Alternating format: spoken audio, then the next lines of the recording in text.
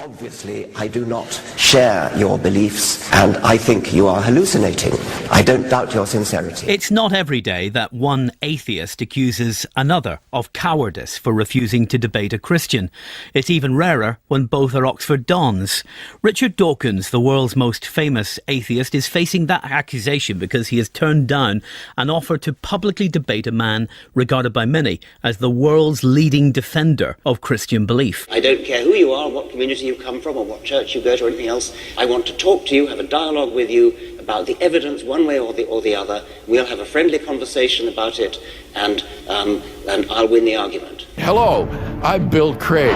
Pleased to meet you. We have a UK speaking tour which is being planned for October of 2011. Dr. Craig, you've debated the top atheist thinkers in the world on university campuses and at other events. What about a debate with Dawkins? The ultimate 747 gambit is a very serious argument against the existence of God. It is a patently logically invalid argument. And one to which I have yet to hear a theologian give a convincing answer, despite numerous opportunities and invitations to do so. Numerous opportunities and invitations to do so. He has resolutely refused to debate. Have you ever thought about having a debate with Richard Dawkins? He said, I wouldn't debate a religious person unless he were at least a bishop. And since Craig isn't a bishop... I would like to hear what's wrong with the arguments that I put forward. Nobody has actually said what's wrong with it. I would like to know why this is not an example of the new atheists doing what Lord Harries has described as avoiding the strongest possible arguments from the opposition. I have always said when invited to do debates that I will be happy to debate a bishop, a cardinal, a pope,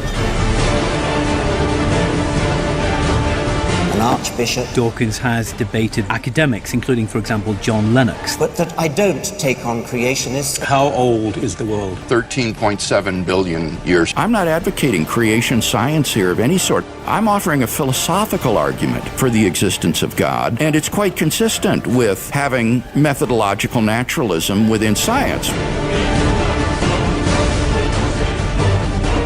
The Banana Man's partner, Kirk Cameron, was supposed to be debating with me on the Bill O'Reilly show.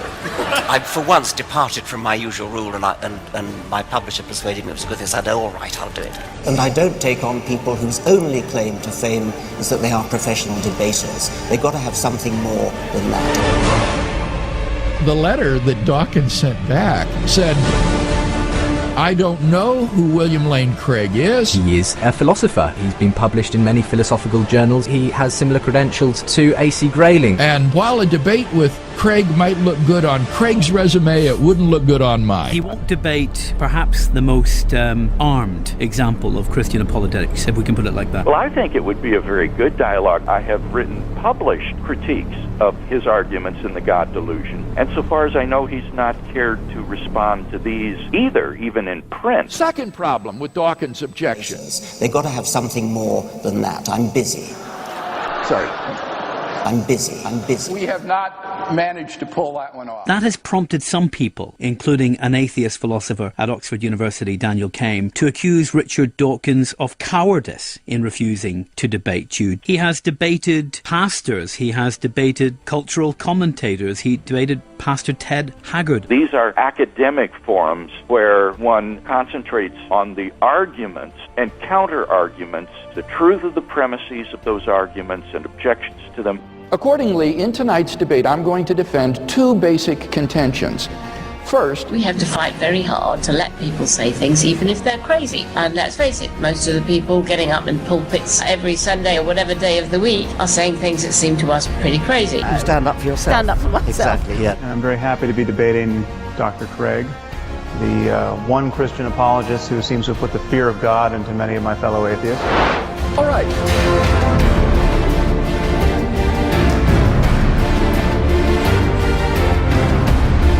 The fact is that I haven't sought to have this debate with Dawkins. This has been set up by these independent groups. I've actually never set up any debate. It's always been simply a response to the invitation of groups on campus. I'm busy.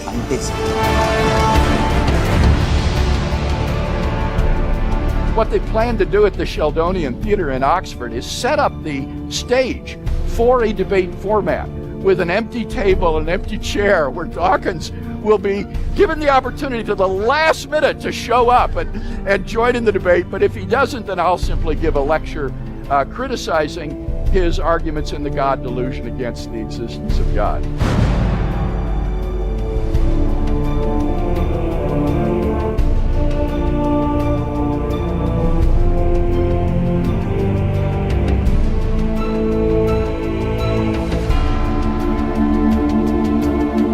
Does this bother you that he won't debate you? Frankly, no.